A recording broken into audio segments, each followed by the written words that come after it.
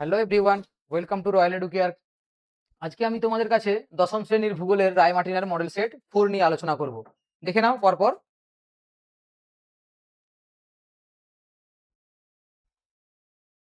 দেখো, সবার প্রথম বিকল্পগুলির মধ্যে সঠিক উত্তর, তোমাদের বিকল্প সমূহের যে উত্তর রয়েছে, এক, হেটারোস্ফিয়ারের উচ্চতম স্তরটি হলো কোন স্তর? হেটারোস্ফিয়ারের সবার উপরে যে স্তরটা রয়েছে, আমরা জানি বায়ুমণ্ডলের স্তরকে দুভাগে ভাগ করা হয় প্রধানত। এক, উষ্ণতার ভিত্তিতে। দুই, উপাদানের ভিত্তিতে। উপাদানের ভিত্তিতে যে ভাগগুলো তার মধ্যে হেটারোস্ফিয়ার এবং হোমোস্ফিয়ার। তো সেখানে হেটারোস্ফিয়ারের সব থেকে উপরের স্তরটার নাম হচ্ছে হাইড্রোজেন স্তর। ক্লিয়ার? নেক্সট, পৃথিবীর বিনোদনের জলবায়ু বলা হয়। বিনোদন মানে কি? আরামদায়ক জলবায়ু, ভূমধ্যসাগরীয় জলবায়ু। গ্রীষ্মকালে বৃষ্টিপাত খুব একটা সেখানে হয় না। আর সব থেকে বড় কথা, নাতিশীতোষ্ণ অঞ্চলে অবস্থান করার জন্য ওখানকার জলবায়ুটা খুবই মনোরম প্রকৃতির। শীতকালে অল্প স্বল্প বৃষ্টিপাত হয়ে থাকে যদিও। নেক্সট কি বলেছে? বায়ুর চাপ মানচিত্রের সমচাপ রেখাগুলি যত কাছাকাছি থাকে, বায়ুর চাপ ঢাল তত কি হয়? বায়ুর চাপ ঢাল তত বেড়ে যায়। যত পাশাপাশি সমচাপ রেখাগুলো থাকবে, তত বায়ুর চাপ ঢালটা বেশি হবে। চাপের ঢালের রেখাগুলো দেখেছো তোমরা, সমচাপ রেখা। দেখো কি বলেছে? নদীতে বান ডাকা হয়। জোয়ারের সময় নদীতে বান ডাকা হয় কখন? ভরা কোটালের সময় নদীতে বান ডাকা হয়, ভরা কোটালের সময়। নেক্সট কি বলেছে? উষ্ণ এবং শীতল স্রোতের মিলনস্থলে দেখা যায়, কি দেখা যায়? শীতল স্রোতের মিলনস্থলে কুয়াশা দেখা যায়, তাই তো?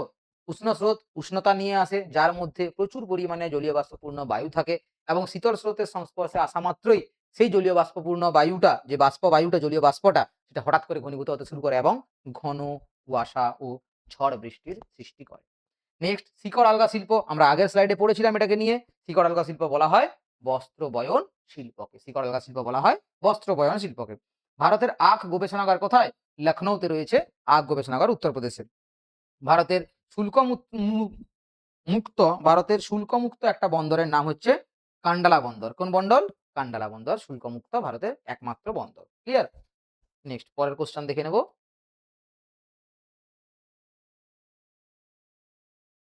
দেখো কি বলেছে?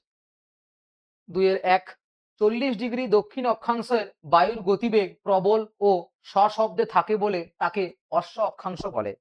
ঠিক কি তাই? না। আমরা কি পড়েছিলাম? গর্জনশীল চাল্লিশা, দক্ষিণ অক্ষাংশে 40 ডিগ্রি হলে গর্জনশীল চাল্লিশা, তীক্ষ্ণ চিৎকারকারী 60, ক্রোধোত্তক 50, তাই না? তাহলে এটার উত্তর হয়ে যাবে অশুদ্ধ বা ভুল উত্তর, তাই না? নেক্সট দেখো কি বলেছে? বায়ুর আপেক্ষিক আর্দ্রতা পরিমাপ করা হয় আর্দ্র ও শুষ্ক কুণ্ড থার্মোমিটার দ্বারা। একদম সঠিক উত্তর।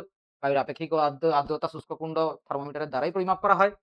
লিখে, আগুলহাস স্রোত আটলান্টিক মহাসাগরের কোথায় দেখা যায়? না, আগুলহাস স্রোত দেখা যায় আটলান্টিক মহাসাগরে। এটা কথাটা ভুল, তাই না? এটা ভুল হয়ে যাবে।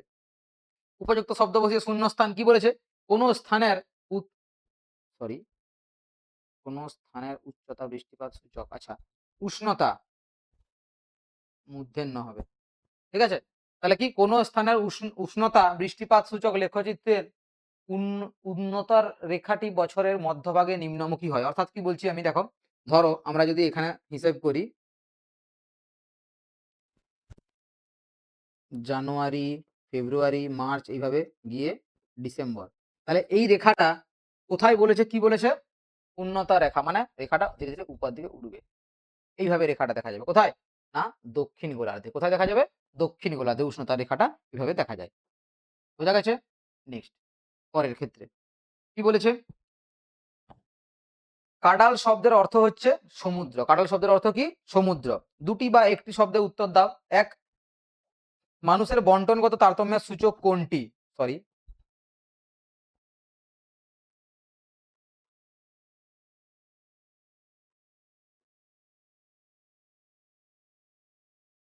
টাইপ করতে গিয়ে যে কি সব হয়ে যায়।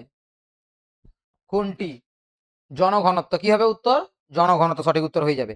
দেখো, ভিলাই লৌহ ইস্পাত কেন্দ্রটি ভারতের কোন স্থানে আকরিক লোহা সংগ্রহ করে? দাল্লি রাজহারা থেকে। দাল্লি রাজহারা থেকে ভিলাই যে কেন্দ্রটা আমাদের রয়েছে, সেখান থেকে লৌহ ইস্পাতের তার যে কাঁচামালটা, সেই কাঁচামালটা কোথা থেকে আসে? দাল্লি রাজহারা থেকে, তাই তো? পরবর্তী প্রশ্ন দেখে নেব।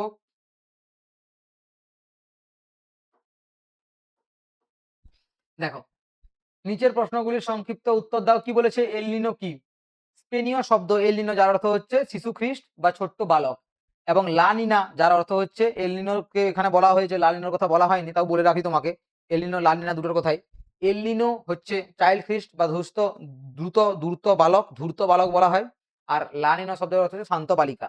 এল নিনোর কথাই বলি, এল নিনো হচ্ছে একটা সমুদ্র স্রোত যেটার প্রবাহের জন্য এই বিশেষ পরিস্থিতির সৃষ্টি হয়। এই বছরের কথা বলে রাখি, এই বছরের কথা তোমরা শুনে থাকবে টিভিতে খবরে, সুপার এল নিনোর একটা কনসেপ্ট রয়েছে, তাই না? দেখো কি হয়, নরমাল ক্ষেত্রে কি বলেছে, নরমাল ইয়ার, নরমাল ক্ষেত্রে কি হচ্ছে, পৃথিবীর এই যে মানচিত্রটা তোমরা দেখতে পাচ্ছ এইখানটাতে, এইখানে একটা উষ্ণ কেন্দ্র গঠিত হয়। কি গঠিত হয়? উচ্চচাপ কেন্দ্র, সরি নিম্নচাপ কেন্দ্র, গভীর নিম্নচাপ কেন্দ্র এখানে গঠিত হয় উষ্ণতার জন্য। তাহলে এই যে গভীর নিম্নচাপ কেন্দ্রটা আমরা দেখছি এখানে, এই চাপের জন্য এখানে বায়ু ঊর্ধ্বমুখী হয়ে উপরে উঠে যায় এবং আশেপাশে যে শীতল বায়ু, এই শীতল বায়ু চাপ পেয়ে এই দিক থেকে এখানে ঢুকতে শুরু করে এই অঞ্চলে। এরপরে নরমাল ইয়ারে এটা ঘটে, যার জন্য ভারতেও এই সময় মৌসুমী বায়ু ঢোকে, ভারতে প্রচুর পরিমাণে বৃষ্টিপাত হয়। ভারত আমাদের, আমরা দেখতে পাচ্ছি ভারত আমাদের এইখানে অবস্থিত, এই যে অঞ্চলটা এখানটা আমাদের ভারত।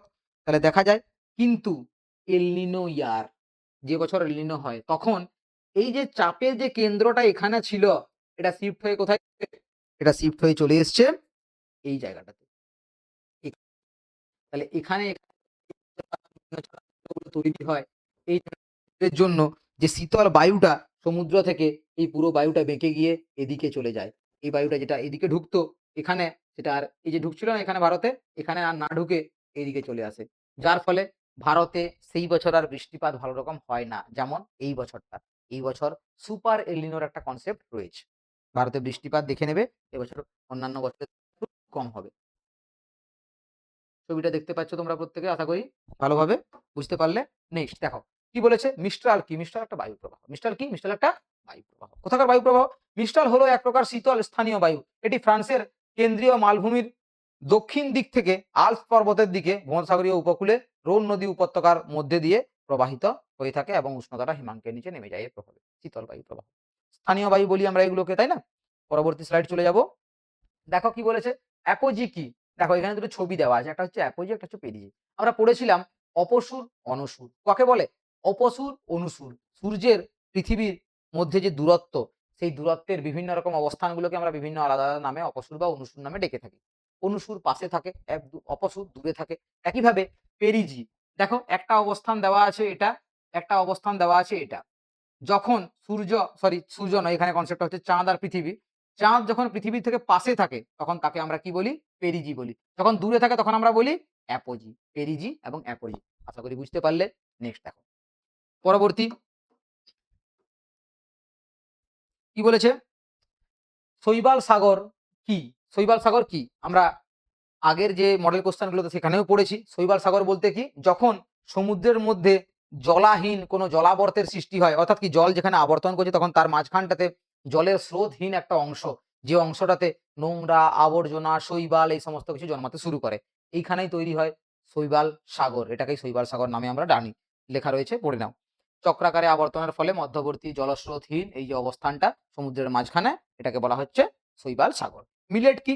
মিলেট হচ্ছে একটা শস্যের নাম। কি শস্য? জোয়ার, বাজরা, রাগি, এই তিনটে শস্যকে একত্রে আমরা যে নামে ডেকে থাকি তার নাম হচ্ছে মিলেট। তাহলে জোয়ার, বাজরা, রাগিকে আমরা একত্রে যে নামে ডাকি সেটাই হচ্ছে মিলেট। এই শস্যগুলোর তোমার পুষ্টিমূল্য অনেক বেশি। প্রাচীন কাল থেকে মানুষ এগুলো ইউজ করে আসছে এবং এগুলোতে হাই প্রোটিন রয়েছে। প্রোটিন আর ফাইবারের পরিমাণ খুব বেশি। বর্তমানে ডায়াবেটিক ইন্ডিয়াতে যদি বলি, ডায়াবেটিসের পরিমাণ খুব বাড়ছে, ডায়াবেটিক পেশেন্টের পরিমাণ বাড়ছে। এই সময় বেশিরভাগ ডাক্তাররা এইসব খাদ্য রিকমেন্ড করে থাকে। পরবর্তীতে দেখে নেব ভারতের দুটি রেল ইঞ্জিন নির্মাণ কেন্দ্রের নাম। দুটো রেল ইঞ্জিন নির্মাণ, এক পশ্চিমবঙ্গে চিত্তরঞ্জন, তোমরা শুনেছো জানো, পশ্চিমবঙ্গে চিত্তরঞ্জনে ভারতের রেল ইঞ্জিন তৈরি হয়। এবং কি বলেছে, উত্তরপ্রদেশের বারাণসী ডিজেল লোকোমোটিভ ওয়ার্কস দেওয়া আছে, আর চিত্তরঞ্জন লোকোমোটিভ ওয়ার্কস, দুটো দুটো আলাদা আলাদা নাম। এখানে ডিজেল ইঞ্জিন তৈরি হয়, ওখানে বৈদ্যুতিক রেল ইঞ্জিন তৈরি হয়। পরবর্তীতে শহরের সংজ্ঞা কি? শহর কাকে বলে? দেখো বলেছে যার জনসংখ্যা কমপক্ষে 5,000 জনের বেশি হতে হবে, জনঘনত্ব প্রতি বর্গ কিলোমিটারে 400 জন হতে হবে এবং 75% বেশি মানুষ অকৃষিজীবী হবেন, অর্থাৎ কৃষিকাজ বাদ দিয়ে হয় ব্যবসা বাণিজ্য বা তোমার চাকরি বাকরি বা অন্য কোনো পেশায় কাজ করবেন সেই মানুষগুলোকে। আচ্ছা, এখানে একটা বিশেষ কথা বলে রাখি, এই প্যারামিটার গুলো সব একই থাকা সত্ত্বেও যদি কোনো একটা এরিয়া মিউনিসিপ্যালিটি এরিয়ার আন্ডারে না গিয়ে তখনও গ্রাম পঞ্চায়েতের আন্ডারে থেকে যায়, তখন তাকে আবার আমরা সেন্সাস গ্রাম বলি। কি বলি? সেন্সাস গ্রাম বা সেন্সাস শহর। শহরের সংজ্ঞা গেল এটা। নেক্সট কি রয়েছে? রজ্জুপথ দুটি ব্যবহার। এক, যাতায়াত। দেখো যে অঞ্চলগুলোতে একটা পাহাড়, এখানে একটা আর পাহাড়, তাহলে এই পাহাড়ের পৃষ্ঠদেশীয় অঞ্চলটা এই অঞ্চল থেকে এই অঞ্চলের যোগাযোগ ব্যবস্থার উন্নতি, আমি চাইলে এখানে নামবো, এটা দিয়ে উঠবো, এত কিছু করা সম্ভব কি? তার বদলে এখানে যে ব্যবস্থাটা করা হয়, তোমরা দেখেছো এরকম বক্সগুলো করে এদিক ওদিক টেনে টেনে নিয়ে যায়, এগুলাকে বলা হয় কি? রজ্জুপথ। কি বলা হয়? রজ্জুপথ। এর একটা ব্যবহার পর্যটনের ক্ষেত্রে বর্তমানে বিভিন্ন জায়গায় পর্যটন কেন্দ্র স্থাপনার জন্য আনন্দদায়ক, মানুষ চেপে করে যাচ্ছে। কিছুদিন আগে হয়তো যদি নিউজ শুনে থাকো তাহলে শুনবে রজ্জুপথে হঠাৎ করে চলতে চলতে আটকে গেছিল, অনেক মানুষ ফেঁসে গেছিল। এরকম হতে পারে, চেপে দেখবে একবার, শুধু মাঝে না আটকালেই হলো। নেক্সট কি আছে? ঘূর্ণিবাদ এবং প্রতীপ ঘূর্ণিবাদ। আমরা এর আগেও এটা নিয়ে ডিসকাস করেছি। দেখো ঘূর্ণিবাদ প্রতীপ ঘূর্ণিবাদ কি বলছে? অবস্থান এক, নিম্ন অক্ষাংশ, এটা হচ্ছে গিয়ে নিম্ন অক্ষাংশীয় অঞ্চলে দেখা যায়, এটা উচ্চ মধ্য অক্ষাংশীয় অঞ্চলে দেখা যায়। এখানে উৎপত্তি, এর ক্ষেত্রে মাঝে থাকে এই যে বায়ুর চাপটা, মাঝে নিম্নচাপ থাকে, এখানে মাঝে উচ্চচাপ থাকে। এখানে বায়ু প্রবাহের দিক, বায়ু প্রবাহের দিক কি বলছে? উত্তর গোলার্ধে বাম দিকে, দক্ষিণ গোলার্ধে ডান দিকে মেঘে প্রবাহিত হয়। এই ক্ষেত্রে উত্তর গোলার্ধে ডান দিকে এবং দক্ষিণ গোলার্ধে বাম দিকে মেঘে প্রবাহিত হয়। স্থায়িত্ব আবহাওয়া, ঘূর্ণিবাদ স্থায়িত্ব কম, স্বল্পস্থায়ী হয় কিন্তু প্রচুর ঝড় ঝঞ্ঝা বৃষ্টিপাত হয়। এটা দীর্ঘস্থায়ী হয় কিন্তু এক্ষেত্রে মেঘমুক্ত পরিষ্কার আকাশ থাকে। নেক্সট প্রভাব কি? প্রবল ঘূর্ণিঝড় দেখা যায়, ক্ষয়ক্ষতি বেশি। এখানে শান্ত আবহাওয়া থাকে, ক্ষয়ক্ষতির এরকম কোনো গল্প নেই। ক্লিয়ার? বোঝা যাচ্ছে প্রত্যেকের? দেখো এগুলো পড়েছি তাই আর বেশি ডিটেলসে গেলাম না। আগের ভিডিওগুলো যদি তোমরা পরপর সবগুলো ভিডিও দেখার অনুরোধ রইল সকলকে। পরপর ভিডিওগুলো দেখলে দেখবে সবগুলো প্রশ্নই আলোচনা কোনো না কোনো ভিডিওতে খুব ভালোভাবে করা আছে। ক্লিয়ার? আগেরগুলো একটু দেখার চেষ্টা করবে। প্রত্যেককে অনুরোধ থাকলো আগের ভিডিওগুলো একটু দেখো।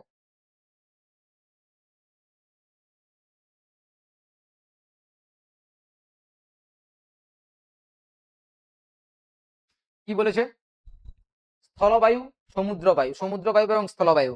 আগের চ্যাপ্টারে স্থলবায়ু সমুদ্রবায়ুর কনসেপ্টটা ছিল, সেখানে কোনো ছবি ছিল না, এখানে ছবি দেওয়া আছে, ভালো করে একটু বুঝে নাও। দেখো বলে দিচ্ছি। এক, কি বললাম? প্রথমের স্লাইডটাতে আমরা আগেই পড়েছিলাম, সমুদ্র বায়ু কখন প্রবাহিত হচ্ছে। দেখো এক, বায়ুর নামকরণ হয় বায়ু কোন জায়গা থেকে আসছে তার ভিত্তিতে। কি বললাম? বায়ুর আমরা নামকরণ করি বায়ুটা কোন এরিয়া থেকে আসছে তার ভিত্তিতে। যেমন আমরা দেখে থাকবে কোনো তোমার বন্ধু বান্ধবকে, স্কুলের স্যাররা বা অন্য কোথাও কিছু কাকু টাকু কেউ কিছু আসলে, বা তুমি তোমার মামা বাড়ি গেলে, তোমার বাড়ির যেটা নাম সেই নাম ধরে মামা বাড়ির লোকেরা তোমাকে কোনো সময় ডাকে, কিরে ওইখান থেকে ওইখানের লোক বা এই সেই এটা সেটা বলে, তাই না? ঠিক আছে, কিভাবে? দেখো এক, এই যে সমুদ্র থেকে স্থলের দিকে যে বায়ুটা প্রবাহিত হচ্ছে এটাকে আমরা বলবো সমুদ্র বায়ু। একইভাবে এই যে স্থলভাগ থেকে সমুদ্রের দিকে যাচ্ছে এটাকে বলছি আমরা স্থলবায়ু। দেখো লিখা আছে ল্যান্ড ব্রিজ, আর এটা হচ্ছে সি ব্রিজ। ব্রিজ বলতে বায়ু প্রবাহ, ব্রিজ। কি বলেছে? সময়, এটা প্রবাহিত হচ্ছে দিনের বেলা, দেখতে পাচ্ছি আমরা সূর্য দিন, এখানে প্রবাহিত হচ্ছে রাতের বেলা। আবার দেখো দিনের বেলা কম উষ্ণতার জন্য উচ্চচাপ স্থলভাগের এখানকার ক্ষেত্রে দিনের বেলা যখন প্রবাহিত হয় নিম্নচাপ থাকে এখানে, এখানে হচ্ছে এল পি, লো প্রেসার, আর এই জায়গায় থাকছে, দেখো বোঝা যাচ্ছে না, এইচ পি, হাই প্রেসার। একইভাবে এক্ষেত্রে রাত্রেবেলার ক্ষেত্রে কি হয়?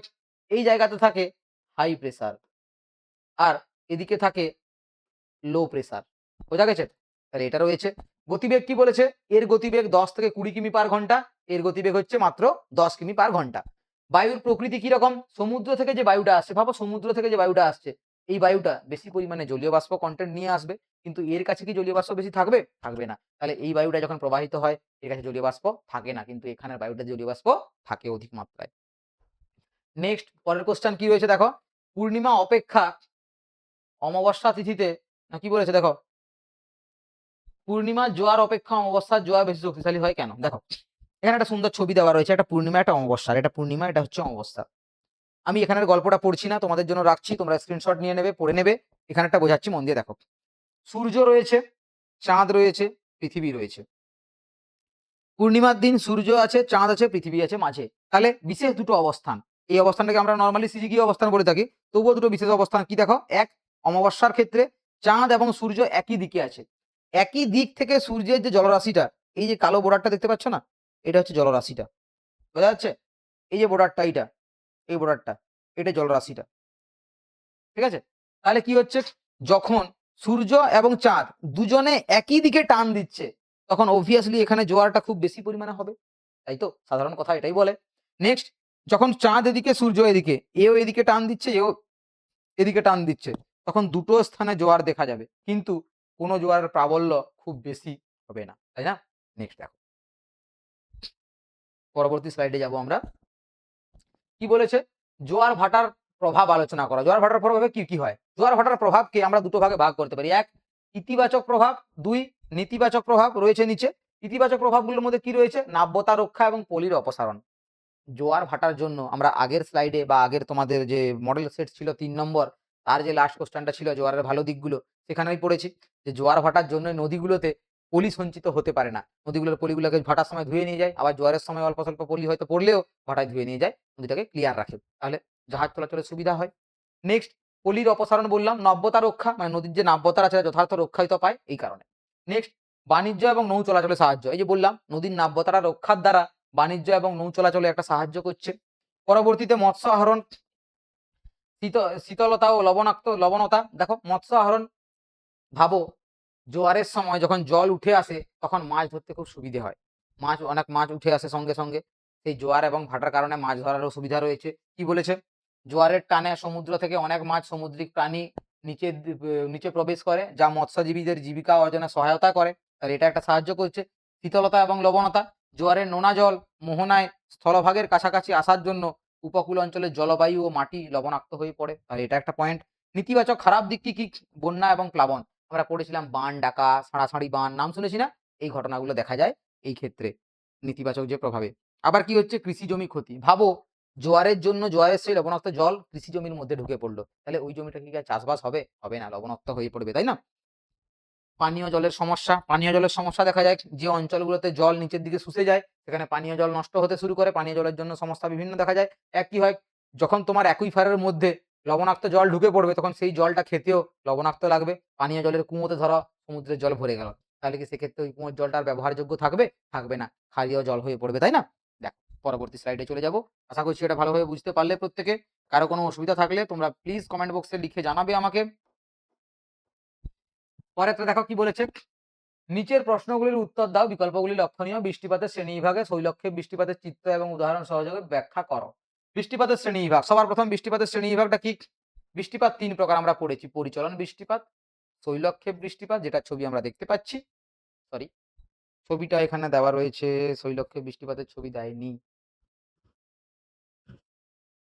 যেই ছবিটা দিয়েছে ভুল করে একটা অন্য ছবি এখানে পড়ে গেছে, যাই হোক আমি এখানে এঁকে দেওয়ার চেষ্টা করছি। মনে করো এইটা যদি আমার পাহাড় হয়ে যায়, তাহলে শৈলক্ষেপ বৃষ্টিপাতের ছবি এটা হয়ে যাবে, তাই তো?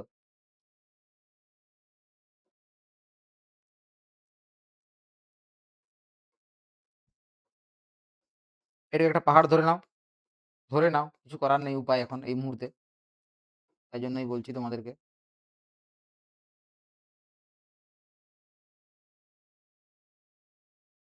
এই অঞ্চলটা, এটা একটা পাহাড়, তাই তো? এবারে এই নিচটাকে বাদ দিয়ে একটু কল্পনা করে নাও, রিকোয়েস্ট থাকলো দাদার তরফ থেকে। দেখো কি বললাম, ঘূর্ণ বৃষ্টি, শৈলক্ষেপ বৃষ্টি, পরিচলন বৃষ্টি। বৃষ্টিপাতকে আমরা প্রধানত কটা ভাগে ভাগ করলাম? ৩টে ভাগে। তাহলে ৩টে ভাগে আমাদের বৃষ্টিপাতের বিভাগ হলো। এরপরে কি হচ্ছে? শৈলক্ষেপ বৃষ্টিপাতের ব্যাখ্যাটা কি হবে? শৈল কথার অর্থ পাহাড়। শৈল কথার অর্থ কি? পাহাড়। ঘটনা কি হয়? দুরকম ভাবে। পরিচলন বৃষ্টিপাত কাকে বলে?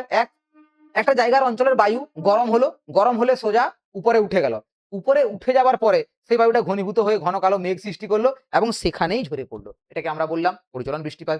এবারে জলীয়বাষ্পপূর্ণ বায়ু আসছে, পর্বতের ঢালে বাধা পেলো। এই যে পর্বত দেখতে পাচ্ছি, এই পর্বতের ঢালে ধরো বায়ুটা বাধা পেয়েছে, বায়ুটা প্রথমে এখানে নিচে ছিল, তারপরে এই নিচ থেকে উপরের দিকে ধীরে ধীরে উঠতে শুরু করছে। এই যে পর্বতের গা বেয়ে বায়ুটা উপরে উঠলো এবং উপরে উঠে ঘনীভূত হয়ে যখন খুব জোরে বৃষ্টি আকারে এখানে নিচে ঝরে পড়লো, তখন এই বৃষ্টিপাতটাকে আমরা বলে থাকি শৈলক্ষেপ বৃষ্টিপাত। এই বৃষ্টিপাতের ক্ষেত্রে কিছুগুলো বিশেষ অবস্থা দেখা যায়। এক কি? বায়ু বাধা পাচ্ছে, দিয়ে উপরে উঠছে, ঘনীভবন হচ্ছে, ঘনীভূত হচ্ছে, দিয়ে তখন আবার এই হচ্ছে। দেখো পরবর্তী স্লাইডে হয়তো আরো কিছুটা, ও আচ্ছা এখানে দেওয়া রয়েছে শৈলক্ষেপ বৃষ্টিপাত, সরি। যাই হোক, এদিকে তার কল্পনা করে আমাদের লাভ নেই, মুছে দিচ্ছি। তাহলে এটা হলো পরিচলন বৃষ্টিপাত, যেটা আমি তোমাকে বললাম, যখন একটা অঞ্চল থেকে বায়ু উষ্ণ হয়ে উপরে উঠলো এবং সেই অঞ্চলেই বৃষ্টি রূপে ঝরে পড়লো, তখন সেটাকে আমরা কি বললাম? পরিচলন বৃষ্টিপাত। শৈলক্ষেপ বৃষ্টিপাত কোনটা? না, শৈলক্ষেপ বৃষ্টিপাত হচ্ছে এই যে ছবি দেখতে পাচ্ছ, বায়ু ধীরে ধীরে ধীরে ধীরে উপরে উঠলো, এখানে মেঘ তৈরি হলো, সেই মেঘ ঝরে পড়লো, যেখানে ঝরে পড়লো এটাকে বলা হলো প্রতিপাত ঢাল, এদিকে বলা হলো অনুপাত ঢাল। যে ঢালে বৃষ্টিপাত হয় না সেই ঢালকে বলে অনুপাত ঢাল। এই ঢালটাকেই আবার বৃষ্টির ছায়া অঞ্চলও বলা হয়, তাই তো? আবার এটাকে যেখানে বৃষ্টিপাত হয় তাকে বলে প্রতিপাত ঢাল। নেক্সট দেখো, মেঘালয়ের মৌসিনরাম চেরাপুঞ্জিতে প্রচুর বৃষ্টিপাত হয়, সেটা অনুপাত ঢাল। আবার সেখানে উত্তর দিকে শিলং রয়েছে, যেখানে বৃষ্টিপাত হয় না, সেটা প্রতিপাত ঢাল। মনে রাখবে, বৃষ্টির ছায়া অঞ্চল রয়েছে, এগুলো একটু পড়ে দেখবে রিডিং করে। আমি লাস্টের সময় তোমাদেরকে স্যারগুলোর ছবি নেওয়ার জন্য সাইড হয়ে দিয়ে দেবো, চাপ নেই, ঠিক আছে? দেখো পরবর্তী স্লাইডের পরবর্তী প্রশ্ন কি রয়েছে? বায়ুর চাপ তারতম্যের কারণ। বায়ুর চাপের তারতম্যের কারণ। বায়ুর চাপ পৃথিবীতে সব জায়গায় সমান নয়। কেন নয়? দেখো কি বলেছে, বায়ুর উষ্ণতা। ভাবো, উষ্ণ বায়ু আমরা কি জানি? উপরে উঠে যায়। উষ্ণ বায়ু উপরে উঠে যায়, গরম বায়ু উপরে উঠে যায়। তাহলে ভেবে দেখো, বায়ু যখন নিচের দিকে নামছে, আমার মাথায় যদি কিছুটা চাপিয়ে দেওয়া হয় তাহলে কি হবে? আমার চাপ বাড়বে। একইভাবে তুলে নিলে চাপ কমে যাবে। তাহলে উষ্ণতা যদি বেশি হয় কোনো একটা অঞ্চলে, সেখানে বায়ু ঊর্ধ্বমুখী হয়, বায়ুর চাপ কম হয়। আবার উষ্ণতা বেড়ে গেলে, উষ্ণতা যদি বেড়ে যায়, উষ্ণতা যদি কমে যায়, তাহলে বায়ুর চাপ বেশি হয়ে যাবে। উচ্চতা বৃদ্ধি। পার্বত্য অঞ্চলে এই নিচে বায়ুর চাপ যা হবে, এই উপরে উঠে গেলে বায়ুর চাপ মাইনাস হয়ে যাবে। কি হবে? কমে যাবে। যত উপর দিকে উঠি বায়ুর চাপ কম, উপরে উঠলে বায়ুর চাপ কম। তোমরা শুনে থাকবে ফিজিক্সে বলে যে পাহাড়ি অঞ্চলে আলু বা ভাত তাড়াতাড়ি সেদ্ধ হয় না কেন? কারণ কি? বায়ুর চাপ কম, তাই না? দেখো নেক্সট, নেক্সট কি বলেছে পয়েন্টে? পৃথিবীর আবর্তন গতি, তার আগে রয়েছে জলীয় বাষ্পের উপস্থিতি। জলীয় বাষ্পপূর্ণ বায়ু, মনে রাখবে একটা কথা, জলীয় বাষ্পপূর্ণ বায়ু সর্বদাই হালকা হয়। জলীয় বাষ্পপূর্ণ বায়ু হালকা হয়। তাহলে হালকা বায়ু ঊর্ধ্বমুখী হবে, ঊর্ধ্বমুখী বায়ুর চাপ কম হবে। জলীয় বাষ্প বেশি থাকলে বায়ুর চাপ কম হবে, জলীয় বাষ্প কম থাকলে বায়ুর চাপ বেশি হবে। ক্লিয়ার? নেক্সট, পৃথিবীর আবর্তন গতি। পৃথিবীর আবর্তন গতি বলতে পৃথিবী যদি খুব জোরে ঘোরে, দেখো একটা বলকে যদি ভেজা বল হয় আর আমি যদি খুব জোরে ঘোরাই, তাহলে তার মধ্যে জলকণাগুলো বাইরে দিয়ে ঠিকরে পড়বে, পড়বে না? একইভাবে আবর্তন গতির কারণে পৃথিবীর এই অঞ্চলের চাপ যা, বায়ুর চাপ বেশি, সেইখানে পৃথিবীর এই অঞ্চলে বায়ুর চাপ কম। কারণ কি? এই অঞ্চলগুলোতে বায়ু বাইরের দিকে এত জোরে, সরি, মিস্টেক হয়ে গেছে, একটু ভুল বলে ফেলেছি স্পিডে বলতে গিয়ে, একটু দেখে নাও। দেখো কি বলেছে, পৃথিবী তার অক্ষের আবর্তন করে চলেছে। আবর্তনের জন্য গতিশক্তি কেন্দ্রাতিক বলের সৃষ্টি হয়। নিরক্ষীয় অঞ্চলে বায়ু দক্ষিণ দিকে ছিটকে যায়, ফলে নিরক্ষীয় অঞ্চলে বায়ুর ঘনত্ব কমে গিয়ে নিম্নচাপ বলয়ের সৃষ্টি হয়েছে। এই যে অঞ্চলটাতে বলছিলাম, এই অঞ্চলটাতে বায়ুর চাপটা কম হয়। কারণ কি? পৃথিবী ঘুরলে এটা ছিটকে বাইরে বেরিয়ে যেতে শুরু করে, তাই জন্য এই অঞ্চলে চাপটা কম হয়। কি হয়? কম চাপ, কম চাপ। আবার এই অঞ্চলগুলোতে পৃথিবীর বায়ুর চাপটা বেশি হয়। স্পিডে বলতে গিয়ে আগে একটু মিস্টেক হয়ে গেছিল, ক্ষমা করে দিও। দেখে নাও, বুঝতে পারছো? এই অঞ্চলে পৃথিবীর বায়ুর চাপটা কম হয় এবং এই অঞ্চলগুলোতে পৃথিবীর বায়ুর চাপটা বেশি হয়। লেখা বোঝা যাচ্ছে? ব্যাস, দেখে নাও। নেক্সট, পরের স্লাইড কি স্লাইড বলছি, পরের কি বলছে? এক, স্থলভাগ ও জলভাগের বন্টন। স্থলভাগের তুলনায় জলভাগ দ্রুত শীতল ঠান্ডা হয়। তাহলে সেই ক্ষেত্রে স্থলভাগ এবং জলভাগের বন্টনের জন্য বায়ুর চাপের তারতম্য হয়। আমরা দেখলাম স্থলবায়ু জলবায়ুর ক্ষেত্রে বায়ুর চাপের তারতম্য হচ্ছে যখন স্থলবায়ু, যেমন দেখো এখানে যদি আমরা যাই, আমি তোমাদেরকে আগেই লিখে দেখিয়েছিলাম এই স্লাইডটাতে, এখানে লিখেছিলাম না হাই প্রেসার লো প্রেসার। তাহলে দেখো দেখো এই দিনের বেলা যখন স্থলবায়ু প্রবাহিত হচ্ছে এখানকার এই এরিয়াতে, তখন কি থাকছে? বায়ু নিচের দিকে নামছে। দেখো আমরা লিখেছিলাম এই জায়গাটাতে তখন থাকছে হচ্ছে লো প্রেসার, এলপি বলেছিলাম, এখানে থাকছে হাই প্রেসার। এই জলভাগ রাতের বেলা আবার লো প্রেসার ক্রিয়েট করে দিচ্ছে, এ আবার হাই প্রেসার ক্রিয়েট করে দিচ্ছে। তাহলে এই যে বায়ুর চাপের তারতম্য রাত দিনের মধ্যে বা স্থলবায়ু জলবায়ুর বেসিসে হলো, তাই তো?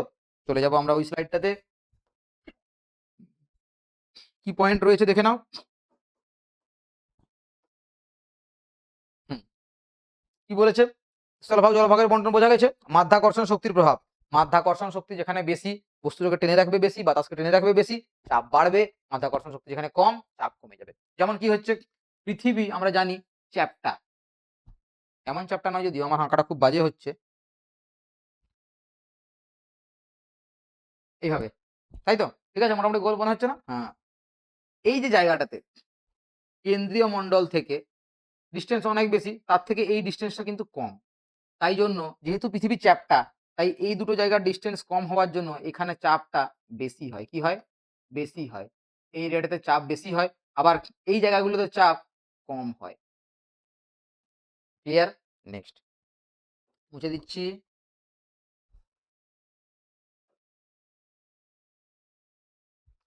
কি বলছে? ভারতের চায়ের অনুকূল পরিবেশ। সেই জিনিস আগের স্লাইডে করেছি। আর এখানে বেশি কিছু বলছি না এটা। আমি আগের ভিডিওগুলো দেখার জন্য তোমাদের প্রত্যেককে রিকোয়েস্ট থাকলো। ঠিক আছে? কি রয়েছে একটু দেখে নিই। আর কোয়েশ্চেন কি আছে? না আর কিছু কোয়েশ্চেন আচ্ছা পেট্রো রসায়ন শিল্প নিয়ে আলোচনা করব। আচ্ছা এটা জাস্ট হালকা বলে দিচ্ছি একটু। দিয়ে পেট্রো রসায়ন শিল্পটা নিয়ে আলোচনা করব। ওটা নতুন টপিকস। ঠিক আছে? দেখো কি বলেছে? জলবায়ু। আমার চায়ের ক্ষেত্রে ভারতের এই পার্বত্য অঞ্চলগুলোতে খুব ভালো জলবায়ু রয়েছে। যে জলবায়ুতে চা চাষ ভালো হচ্ছে। ২০ ডিগ্রির কম উষ্ণতা, ১৫০ থেকে ২০০-২৫০ সেমি বৃষ্টিপাত। প্রচুর পরিমাণে বৃষ্টিপাত হওয়ার জন্য এখানে চায়ের ফলন ভালো হয়। নেক্সট ভূমির ঢালের প্রকৃতি। আমরা জানি ঢালু জমিতে চা গাছ ভালো হয়, চায়ের চাষ ভালো হয়। তাই জন্য এখানে ঢালু জমিগুলো এই অঞ্চলগুলোতে পাহাড়ি অঞ্চল এগুলো প্রত্যেকটাতেই, তাই না? এই পাহাড়ি অঞ্চল হওয়ার জন্য এই অঞ্চলগুলোতে ভূমির ঢাল ভালো থাকে। ভালো ভূমির ঢাল থাকার জন্য চায়ের চাষের জন্য অনুকূল।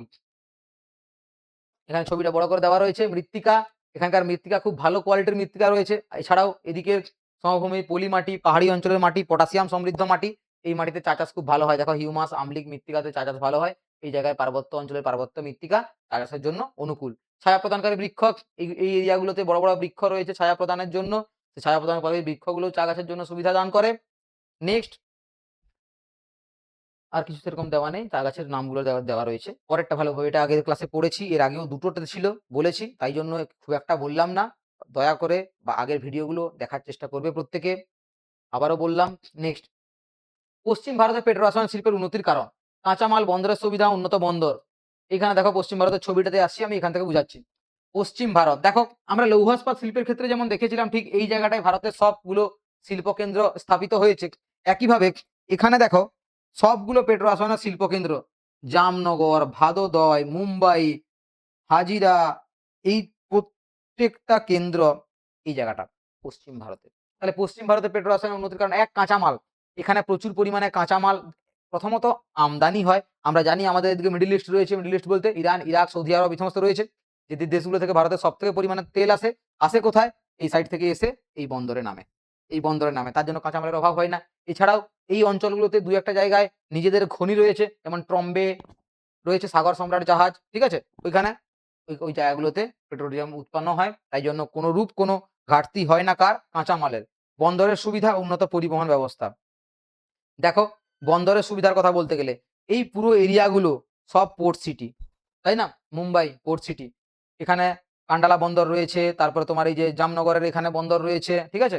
এই সমস্ত পোর্ট সিটিগুলো হওয়ার জন্য এই জায়গাগুলোতে প্রচুর পরিমাণে বন্দরের সুবিধা রয়েছে। যার জন্য মিডল ইস্ট থেকে আনার তেল আনার জন্য কোনো রকম সমস্যা হয় না। নেক্সট চাহিদা বাজার, মূলধনের যোগান। এই সমস্ত এরিয়াগুলোতে প্রচুর বড়, বড় শিল্পপতি। যেমন এই যে জামনগর, এখানে আমরা জানি আম্বানির কথা। তাহলে আম্বানিকে চিনে না এরকম কেউ নেই আশা করব। তাহলে বড়, বড় যে শিল্পপতিগুলো এখানে বসবাস করেন তারা। তাই জন্য এখানে শিল্পের জন্য পর্যাপ্ত মূলধনের যোগানের কোনো অভাব হয় না। চাহিদা ও বাজার ভাবো, প্রোডাকশন যেখানেই হোক না কেন পুরো ভারত জুড়ে মোটর গাড়ি, বাস, বড় গাড়ি অভাব কি রয়েছে? নেই। তাই জন্য পেট্রোলিয়াম হোক, ডিজেল হোক বা অন্যান্য উপজাত দ্রব্যগুলো হোক, এই সব কিছুর চাহিদা পুরো ভারতে রয়েছে।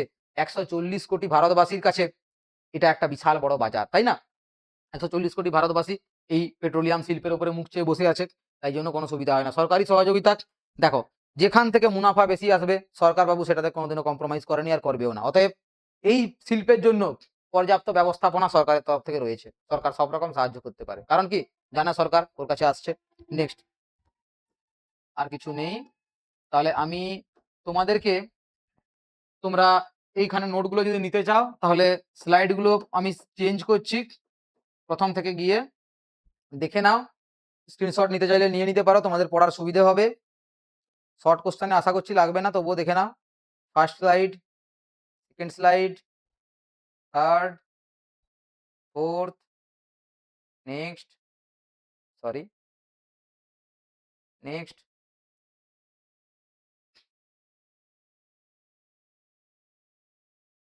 নিচ্ছ।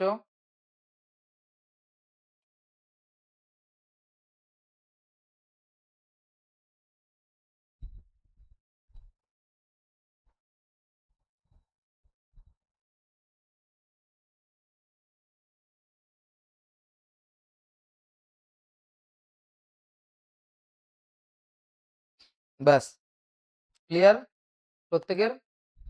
মন দিয়ে পড়াশোনা করে যাও। পরবর্তী দিনে আমরা পরবর্তী ক্লাসগুলো নিয়ে আসবো। ঠিকঠাকভাবে আলোচনা হচ্ছে। এবারে তোমরা তোমাদের যা যা সমস্যা থাকবে কমেন্ট বক্সে প্লিজ জানিও। ক্লাসটা শেষ করলাম, টাটা।